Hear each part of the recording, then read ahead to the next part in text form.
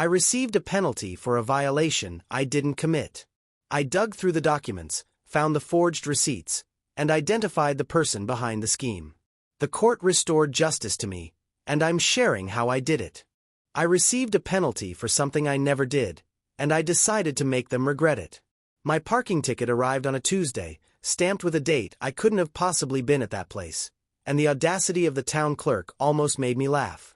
Penalty recorded, unpaid parking violation, the notice said, as if that rubber-stamped sentence could shape reality. My first thought was a tired, sarcastic shrug. Bureaucracies mess up. My second thought, colder and sharper, was something else entirely. This isn't a mistake, it's a trap.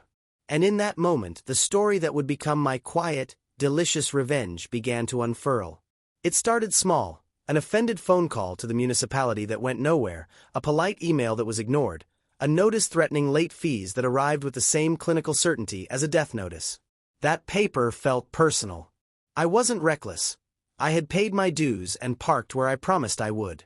My life was not chaotic enough to justify an error like this. Then curiosity pushed me like a prod. If it was a mistake, why did the same license plate and the same handwriting recur across a pattern of suspicious receipts? If it was a scheme, who would orchestrate such a petty, corrosive theft, and how many others had fallen for it? The backstory is nothing cinematic at first glance. I am not a wronged hero from a noir novel. I'm a quiet person who loves lists, calendars, and routine. I work, I come home, I keep my head down. But there's a line between keeping your head down and letting a lie be etched onto your record. The ticket threatened more than money. It threatened my credit, my standing, and the quiet dignity I have built with a lifetime of small, careful choices. Whoever had put that ticket into the system had chosen me as a ledger entry to be manipulated, and that small indignity flicked a switch. I wanted the file on my life to be accurate. I wanted the record corrected. And, selfishly and humanly, I wanted the person responsible to feel the cold, precise weight of consequence. Anger arrived like a patient tide. It didn't explode outward in a single roaring wave. It whispered at first, a small irritation. Then it grew methodical. Revenge, I realized, demanded a plan. Not the cinematic, violent revenge of movies, but a precise unmasking. Find the man who forged the receipts, trace the money, and drag the truth into light in such a way that the bureaucratic machine could not bury it. I told myself it was about justice. In quieter moments, I admitted that the satisfaction of watching a well-architected lie topple would be delicious. So I drew a map on paper. Documentation, metadata, human witnesses, public records, and a journalist who could not be bought or distracted. My development began with paperwork and a magnifying glass of sorts, attention to detail. I filed official requests for copies of all documents related to the violation, demanded CCTV footage, and extracted metadata from scanned receipts. The municipal server was clumsy but vast. Like any leviathan, it rambled, leaving footprints where it shouldn't. The forged receipts bore inconsistencies. A font slightly off from the official template, a stamp's misaligned edge, and a signature that, under magnification, revealed tremor patterns inconsistent with the clerk's known handwriting. I learned to read the space between pixels. The timestamps embedded in file headers, the tiny compression artifacts, the differences in paper fiber visible only in high-resolution scans. Each anomaly was a breadcrumb. I discovered patterns no one else had bothered to notice. The bogus tickets clustered around a small set of neighborhoods, each with a photocopy shop tucked into a corner. One receipt carried a faint watermark, the kind only high-resolution scanning would reveal, that pointed to a local print and copy business. I spent afternoons in that shop pretending to browse while committing faces and habits to memory. Human details are telling. The way a person rolls a cigarette, the nick on a thumb, the cadence of laughter.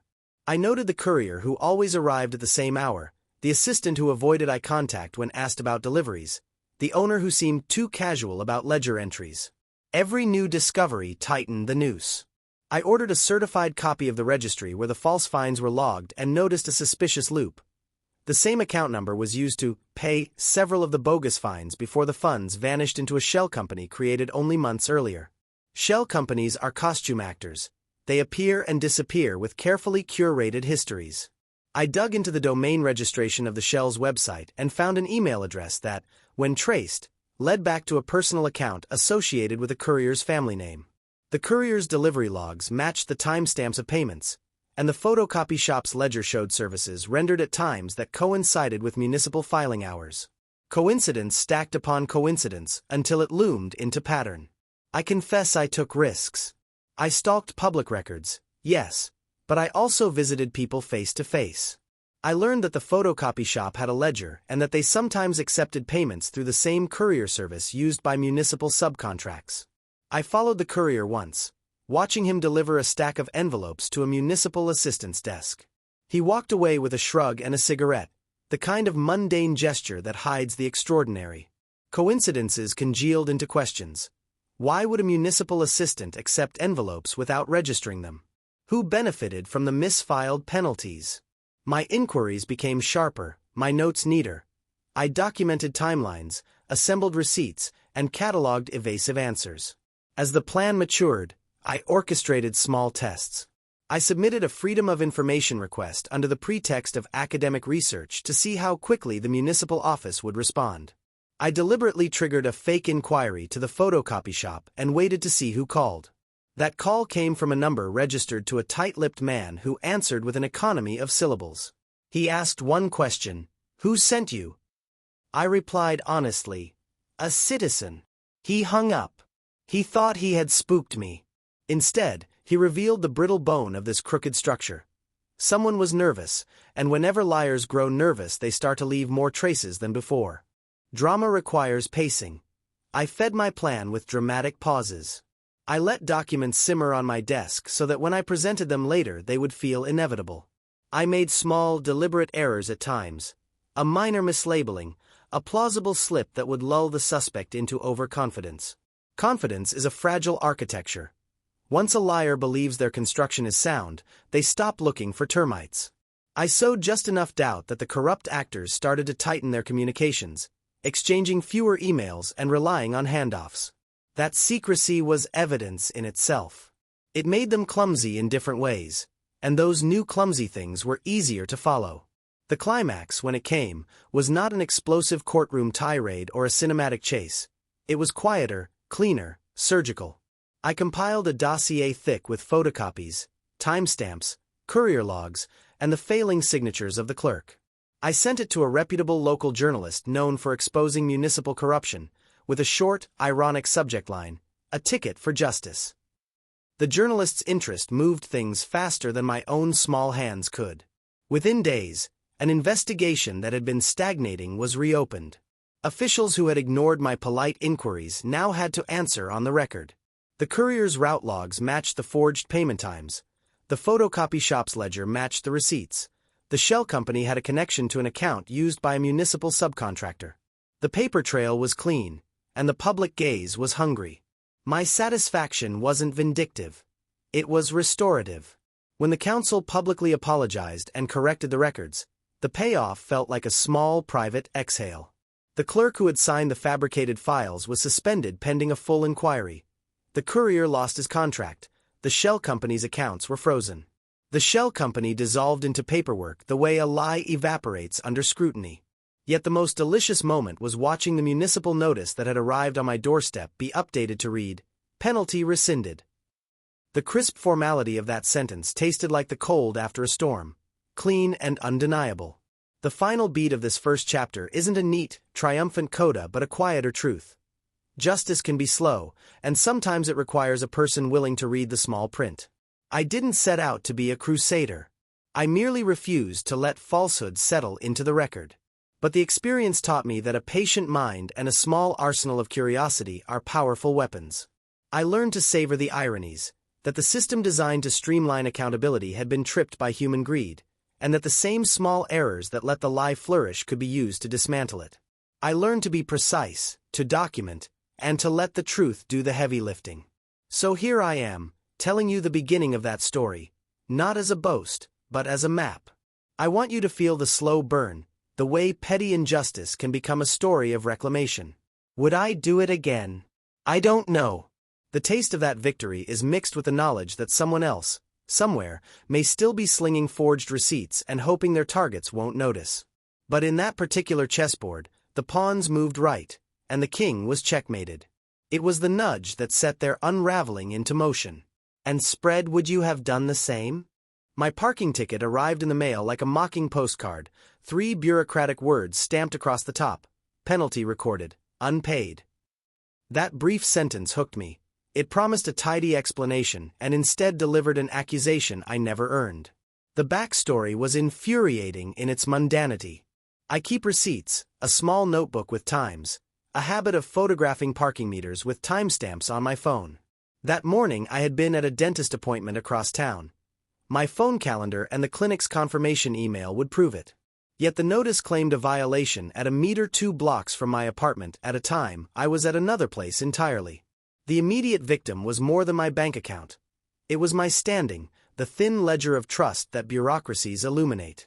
Someone had allowed a false entry into a public record, and that small falsehood had the potential to ripple outward, complicating credit checks, fines, and the quiet ordering of ordinary life. Once you feel a system press a mark onto you that you do not deserve, the urge to correct it is less about revenge and more about the right to be accurately seen. I could have let it go. Many people do. But the ticket threatened principle as much as pocketbook, and principle has a way of becoming personal. My first steps were methodical and unglamorous. I cataloged everything related to that day: appointment emails, photos, the exact envelope the notice arrived in, the barcode, the print quality.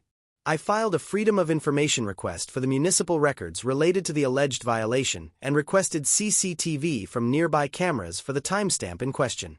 Those legal, quiet actions felt like pointing a flashlight at a dark corner. Sometimes ordinances and procedures will not acknowledge a problem until someone shines a light on the file. Development required a different patience. The more I examined the municipal paperwork, the more I noticed the tiny inconsistencies that become obvious once you are looking for them. The stamp impressions on several suspicious receipts were nearly identical, down to a slight smudge on the lower right, the kind of microtrace you only see when you compare side by side. File metadata in scanned PDFs revealed creation times that did not match the times printed on the documents. A courier's delivery pattern, visible in transit logs, aligned too neatly with clerical filing times. A cluster of similar false finds mapped geographically to neighborhoods serviced by the same small photocopy shop. Each small detail felt, at the moment, either annoyingly coincidental or deliciously telling. I spent afternoons in that photocopy shop under the guise of needing prints, listening for names and watching hands. Human behavior betrays patterns. A nervous laugh, a particular way of stacking envelopes, the cadence of a phone conversation. I trailed a courier once, keeping distance and note, and saw him hand a stack of unmarked envelopes to a municipal assistant who accepted them without registering their contents. That casual exchange, trivial on its face, became evidence when placed next to the timeline I'd assembled. I learned to read silence as much as speech. When someone who used to reply promptly fell suddenly quiet, I noted the absence and treated it as data. Strategy shifted from observation to provocation. I lodged a carefully worded public records request under the guise of academic interest to gauge response times and bureaucratic friction. I made deliberate, small errors in innocuous communications to see who corrected them and who ignored them, parsing the differences for clues about who would cover for whom. I taught myself to extract timestamps from file headers, to recognize compression artifacts that betrayed a scanned file's origin, to spot a reused font or a misaligned stamp as the fingerprint of a machine or a person. I traced payments through bland-seeming corporate names and found a shell company with a freshly registered domain and a single contact email, the kind of ephemeral entity used to shuttle small sums without attracting attention. When that email address resolved to a mobile number connected to the courier's family, coincidence began to harden into pattern. I compiled a dossier that was both tidy and ruthless in its clarity, highlighted receipts, a cross-referenced timeline, courier logs, print shop ledgers, screenshots of questionable metadata, and copies of bank transactions pointing to the same shadow account. My aim was not theatrical vengeance but exposure. If a pattern could be made obvious and undeniable, the administrative machinery would be forced to respond. I reached out to a local journalist known for municipal investigations and sent the package with a spare, ironic subject line: a ticket for justice. The journalist's interest acted like high pressure in a sealed vessel. Suddenly the story moved faster than I could have pushed alone. The climax was bureaucratic, not cinematic. An audit was opened. The municipality issued a terse statement, Administrative error identified. Corrective action initiated. One clerk was suspended pending investigation. The photocopy shop lost municipal contracts pending verification. Bank accounts tied to the shell company were flagged and frozen for review. The municipal database that had once blandly asserted my guilt was amended. A short, crisp line appeared in my file. Violation rescinded. Administrative error. The satisfaction was quieter than the fantasy of dramatic retribution, but no less complete. Watching the municipal record reverse itself felt like seeing a factual stain lifted, not with heat or force, but with meticulous care. The final notes are ambivalent. I was reimbursed for the ancillary fees and my name was cleared, but the process cost months of time, late nights, and an unexpected education in legal forms and FOIA procedures. I learned to anticipate evasions. Missing timestamps, deleted drafts, sudden silences. There were small social costs, too. Friends teased me for becoming the person who litigates receipts. Yet a surprising counterweight emerged. Neighbors who had received similar notes reached out quietly, relieved and emboldened. My correction prompted procedural reviews, adjustments to how envelopes were logged, and a renewed attention to small clerical safeguards. The ripple of my insistence reached beyond my file and nudged a system, however slightly, toward greater care. There were personal costs, sleepless nights, an unexpected education in forms and FOIA processes, and a risk of being labeled troublesome.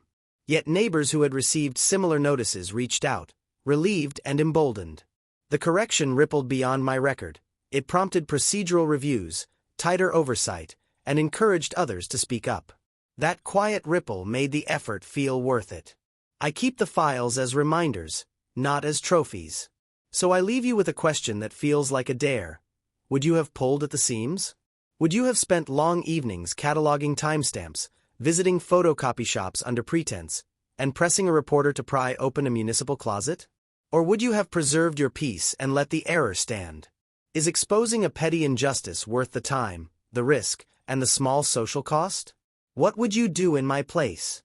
The letter that officially cleared my record should have felt like the end of the story. A neat resolution, my name washed clean, the system corrected. But if you've ever tasted even a small victory against corruption, you'll know what I mean when I say, it doesn't end there. The stain was gone, yes, but the smell of smoke lingered. Someone had been forging receipts, pocketing money, and manipulating records, and they hadn't stopped just because one citizen got stubborn. My revenge wasn't complete. Not yet. Because now it wasn't just about me. It was about making sure they couldn't do it to anyone else. The hook was obvious in my mind. If I could dismantle their lie once, I could dismantle their entire scheme.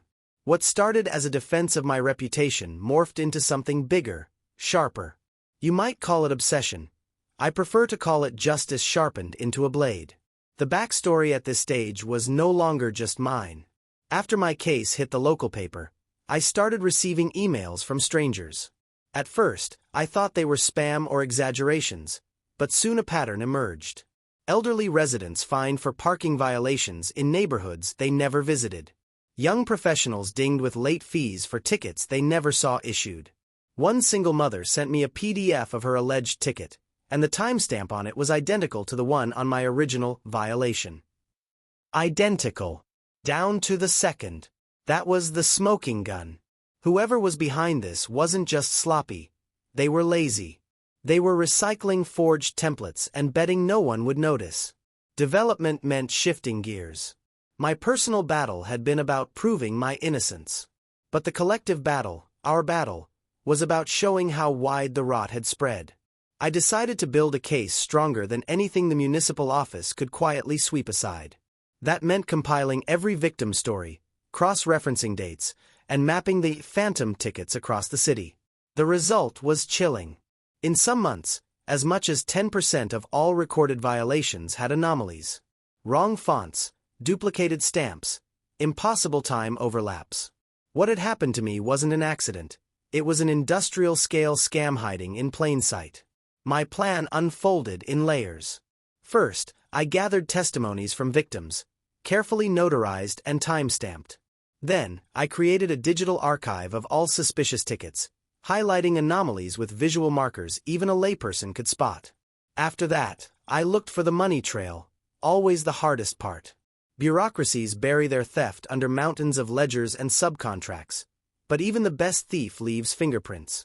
With help from an accountant friend, paid in coffee and favors, I traced funds from the fake fines into 2 shell companies, and then into a personal account. Whose? The municipal assistant I had seen accepting envelopes from the courier months before. The same assistant who had brushed off my early complaints. Suddenly, everything clicked into place. But revenge is not just about exposing the guilty. It's about ensuring their downfall is spectacular, undeniable, and, preferably, humiliating. I knew that if I went straight to the authorities with this, they might bury it quietly, issuing a suspension, maybe a fine, and letting the rest slide under the rug. No, that wasn't enough. I wanted the scheme dragged into the sunlight, where the whole city could see. So I timed everything. The climax came on a Monday morning. I had arranged for the journalist who first ran my story to publish a follow-up exposé, but not just words. I gave her the digital archive, the testimonies, the money trail. Alongside her article, we released an interactive map showing every fraudulent ticket across the city, with names and dates redacted but anomalies highlighted. It spread like wildfire. Within hours, the article was the most shared story on local media. Residents were typing their license plate numbers into the database and realizing they, too, had been scammed. The outrage was volcanic. Phone lines at City Hall were flooded. Protests formed outside the municipal building by evening. The municipal assistant tried to vanish. He didn't come to work. His phone went dark. But corruption breeds arrogance, and arrogance leaves trails. Photos surfaced of him driving a new car far beyond his salary. Records showed property, gifts, registered under his spouse's name. The more people dug, the uglier it got. And then, the delicious irony, he was arrested not by police detectives but by municipal auditors. His own colleagues, forced into action by public pressure, turned on him to save themselves. The fallout spread wider than him. The photocopy shop that had quietly provided forged documents was raided. The courier was interrogated and, under pressure, confessed to his role in shuttling envelopes. A council member, who had once dismissed complaints as clerical errors, suddenly found themselves under investigation for approving shady subcontracts. What began as my single rescinded ticket snowballed into a purge of a corrupt little empire. And the best part? The city was forced to refund every fraudulent fine. For some families, it was just a few $100s. For others, it was years of accumulated debt wiped clean overnight. The announcement came in the same dry bureaucratic tone that had once accused me. Upon review, certain penalties have been deemed invalid. Refunds will be issued. But for us, the victims, those words tasted like champagne. The finale of this chapter left me with mixed emotions. On the one hand, satisfaction beyond measure. The guilty were unmasked, the innocent restored, and the system forced to reckon with its own corruption. On the other hand, I knew revenge never really ends. Corruption is like a hydra. Cut off one head, and another sprouts. But for that brief, intoxicating moment, I had turned their weapon against them. The same bureaucracy that once tried to mark me as guilty was now engraving my victory into the public record. So I'll ask you, because this is where revenge stories always circle back to choice. If you were in my shoes, would you have stopped after clearing your own name? Or would you have gone further, pulling every rotten thread until the whole fabric unraveled? Is it justice to burn down the structure that wronged you, or vengeance disguised as virtue? What would you have done? The hook is simple and cold. They thought they could erase me with a stamp. They were wrong. The backstory is a braid of small cruelties. After the arrests and the refunds, a curious thing happened. The municipal files were scrubbed like a stage after a bad performance. Names deleted, records moved, and some of the obvious evidence vanished into clerical fog. The headlines cheered and the council promised reform, but the silence that followed smelled like unfinished business. I had unearthed a small rotten branch, but the trunk still stood. My rescinded ticket had pulled back a curtain. Now I wanted to see whether the rot ran deeper, or whether the city would let the lesson fade like a weathered poster. Development turned inward, meticulous and ruthless. I refused to be satisfied with the first arrests. I wanted to map the protective lattice that had allowed the scheme to exist. So I did what I knew how to do. I read the margins. I requested payroll disclosures, vendor contracts, and the minutes of council meetings for the months leading up to the scandal. I compared contract values with known incomes, looking for discrepancies. A car whose payments didn't match a clerk's salary, a sudden renovation that had no obvious funding, a cozy contract awarded without competitive bidding. Each discrepancy was a thread, and I began to pull. I started small draft tests again, seeded emails that were intentionally vague but suggestive, and waited to see which officials replied with single-word comforts and which replied with the awkward delay of someone reading a question that tripped a wire. I used FOIA requests to compel damaged logs from the municipal server, a slow, legal dental work that exposed a history of edits and deletions. Those logs were a goldmine: timestamps, IP addresses, and the occasional careless comment left as metadata.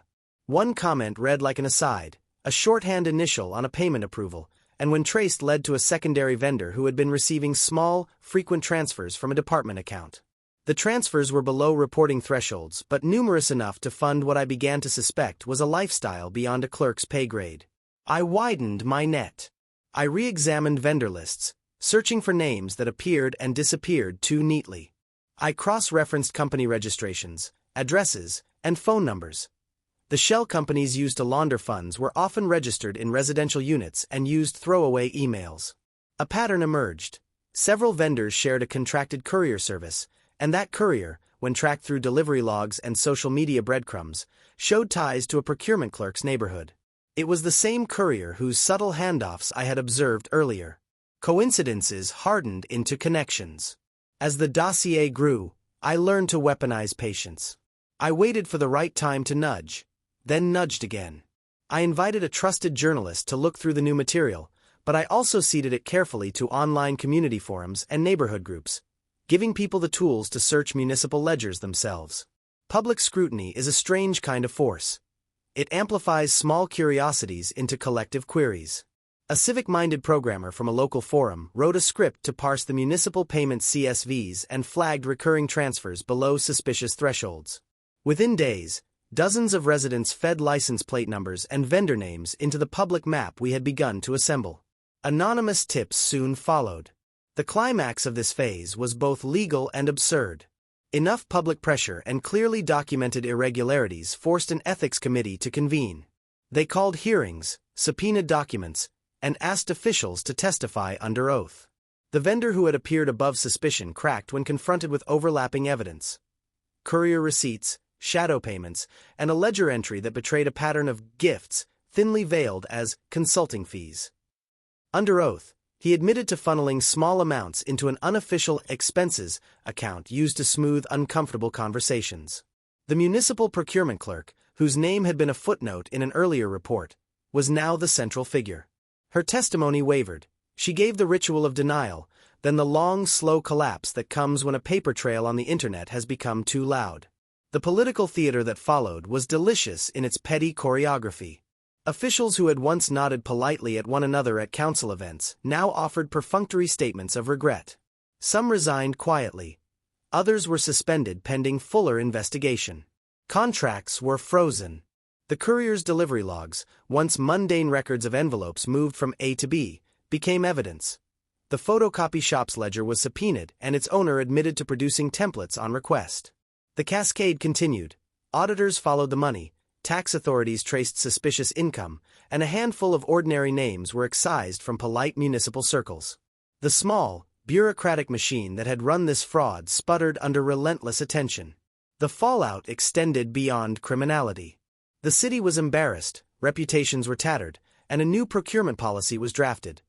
Multi-signature approvals, clearer vendor vetting, and a public registry for small contracts. Those were concrete wins. But I knew institutional memory can be short. In the quiet weeks after the headlines died down, I turned my attention to long-term fixes, training volunteers in simple FOIA techniques, holding informal workshops about spotting metadata anomalies, and organizing a community watchdog group that could demand quarterly transparency reports. Private revenge had become public guardianship. The coda of this chapter was ambiguous and oddly reflective. On one hand, I reveled in seeing the ledger corrected, the guilty named, and families refunded. On the other, I grew wary. Systems adapt and find new loopholes. New officials come with fresh appetites. I watched the council enact reforms and knew that reform is as fragile as paper, easy to sign and easy to circumvent without constant oversight. I celebrated, then I organized. I volunteered my time in ways I would not have before, sharing the checklist of the things I had learned. How to request original scan metadata, how to cross-check delivery logs, what language to use when asking for payroll disclosures. The work felt honorable, small, and stubborn. And still, there were human costs. I lost the easy comfort of anonymity. People recognized me in line at the market and asked questions I did not always want to answer. Friends teased me about becoming the civic squeaky wheel. I spent weekends corralling documents instead of watching dumb TV, and the obsession that had sharpened my revenge sometimes left me exhausted and brittle. Yet neighbors who would otherwise have swallowed their notices and paid out of weary resignation found courage. One retired schoolteacher told me she felt seen for the first time. A young couple had their frighteningly piling fines rescinded. A single mother received a refund that cleared a small debt. Those small victories were the relief valve for the long effort. I cannot say I was pure in motive. Part of my persistence was personal satisfaction, the warm, precise pleasure of seeing a falsehood collapse under its own weight. But another part was plain civic duty. I learned that systems need people willing to look, to document, and to ask awkward questions. I learned that small, methodical acts can build pressure that larger institutions can no longer ignore. So here I stand amid the quieter aftermath, the reforms that may hold and the ones that may not. I have a stack of photocopies with sticky notes, a group chat with neighbors who now know how to file requests, and a slightly jaded faith in the power of attention. The story of my rescinded ticket became, unexpectedly, a story about what it takes to keep a small civic machine honest. I discovered that revenge can evolve into responsibility, and that the taste of victory softens when you realize the fight was never solely about you. And who pays when vigilance fades? I watched council meetings like a neighbor watching for smoke, noting new faces and quiet rotations. Some fixes were real. Others felt like theater. I celebrated the wins but distrusted applause that stopped at headlines. The quiet work remained, keeping records, demanding dual approvals, and probing budgets. My role shifted from avenger to steward. I used documentation and public pressure to build small defenses. I helped neighbors request records and spot anomalies. Together the burden of vigilance grew lighter. So tell me, would you have kept pushing to force reform, or closed your file and moved on? Would you risk being called troublesome to protect strangers, or preserve your peace? I learned that silence often comforts those who profit. Making noise can hurt, but sometimes it's the only way to build a safer town. Would you shout, quietly nudge, or simply walk away? Why? They thought it was over. The refunds had been issued, the arrests made, the council forced to adopt transparency policies. My name was cleared, my ticket rescinded, the photocopy shop shuttered, the courier vanished into obscurity. On the surface, the city had returned to its usual rhythm, as if nothing had happened. But anyone who has ever struck at the root of a small corruption knows the truth. Systems have memory, but so do people. The satisfaction of victory is fleeting, and the work of keeping the machinery honest never truly ends. That's where the final act begins, not with noise or headlines, but in the quiet aftermath, where consequences spread and reputations linger, like shadows refusing to leave. The hook this time was subtler. Even when the dust settles, the ripples don't stop.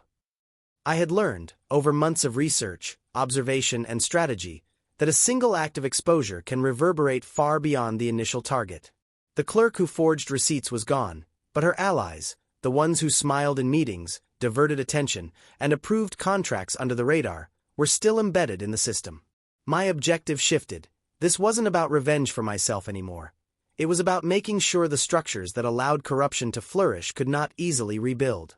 It was about vigilance, about setting traps so that the machinery of deceit could no longer operate unnoticed. The backstory of this phase is less dramatic but no less consequential. After the arrests, I continued attending council meetings, reading municipal reports, and analyzing payrolls for inconsistencies. Small anomalies surfaced almost immediately. Transfers made to shell vendors months before the scandal, irregular payments to temporary staff, unexplained reimbursements. all breadcrumbs in a trail that stretched far beyond what anyone initially suspected. The most disturbing part was the realization that what I had uncovered was not an isolated case. It was a culture, a municipal culture that tolerated slight abuses, ignored subtle manipulations, and rewarded those who knew how to hide their traces. My initial victory, while satisfying, had exposed only the tip of the iceberg. The rest lay submerged, waiting for someone persistent enough to uncover it. Development became both personal and tactical. I began to organize the materials I had gathered into a system, a living archive of evidence that could be referenced whenever questions arose. Each new suspicious entry, a duplicate receipt, an odd payment, an envelope delivery, was logged with precision. I cross-referenced everything against city payroll, vendor contracts, and personal observations. I reached out discreetly to residents who had previously reported anomalies, collecting their experiences and corroborating them against the patterns I had already documented. The depth and reach of the corruption, once invisible, began to crystallize into a map that spanned apartments, neighborhoods, and the shadowy underbelly of municipal operations. This phase demanded patience and subtlety. I could no longer rely on a single exposé or a dramatic confrontation. The scale was larger, and the stakes higher. Publicly accusing every implicated person would have been reckless and could have undermined the credibility of my evidence. Instead, I moved strategically, nudging inquiries forward through careful questions, submitting targeted freedom of information requests, and occasionally leaking select anomalies to trusted journalists to apply pressure without revealing everything at once. Each move was calculated. I tested responses, watched who panicked, who deflected, and who attempted to rewrite history. Every reaction became part of my map, every misstep an additional breadcrumb. The climax of this final chapter was not cinematic in the traditional sense. It unfolded in quiet, relentless pressure that left those responsible scrambling to respond. I had compiled a comprehensive dossier, spanning months, hundreds of records, testimonies, metadata analyses, and cross-referenced logs. The journalist I had been working with published a new report, this time not just about my case, but about systemic weaknesses in the city's oversight structures. The story went viral locally, prompting council hearings, internal audits, and independent investigations. The effect was instantaneous. Department heads who had previously ignored complaints were summoned under oath. Emails that had been casually dismissed as minor clerical errors were now scrutinized line by line. The patterns I had identified, duplicated receipts, shell company payments, unregistered reimbursements, became undeniable. Witnesses who had remained silent were pressured into cooperation, and slowly, the hidden networks began to unravel.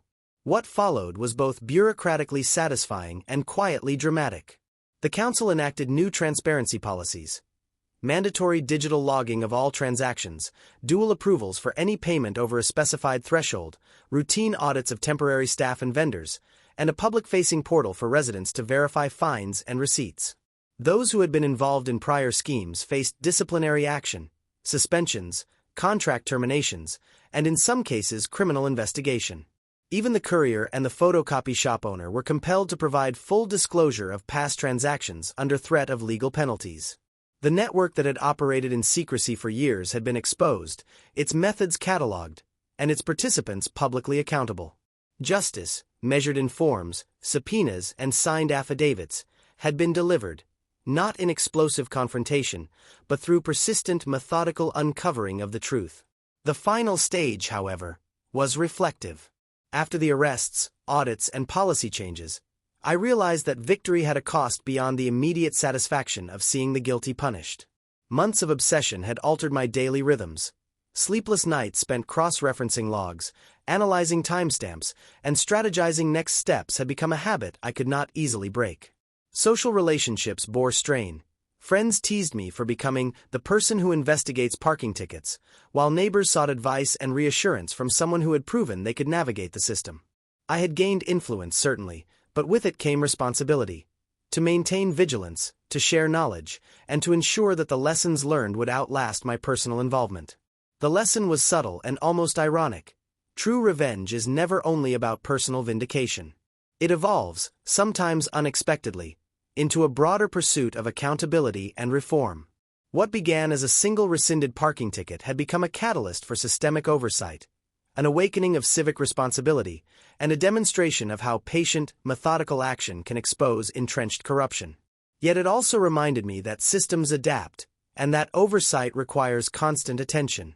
The victory, while thorough in the immediate sense, was not permanent. The machinery of opportunity and greed would find new channels, and vigilance would remain the price of justice. The conclusion of this narrative is therefore both satisfying and haunting. I had transformed an act of personal vindication into a movement of accountability, corrected dozens of injustices, and helped instill structural safeguards that had long been absent. But I also learned that such victories are never final. They are temporary triumphs in a continuum of human behavior and institutional oversight. There will always be new forms of misdeed, and the work of uncovering and correcting them will fall to those willing to invest patience, curiosity, and courage. In other words, revenge had evolved into responsibility, and satisfaction was tempered by awareness. And so I ask you, the reader, the viewer, the witness to this tale, if you found yourself facing a similar injustice, would you stop after clearing your own name, or would you push further to expose the underlying rot? Could you bear the months of meticulous investigation, the scrutiny, the exhaustion, and the social consequences to ensure that justice extended beyond yourself? Or would you accept the superficial victory, allowing the machinery that wronged you to persist quietly, ready to ensnare the next unsuspecting citizen? Is it right to pursue systemic accountability at the cost of your own peace? What would you do if you were in my place, armed with only persistence, patience, and the quiet thrill of uncovering truth?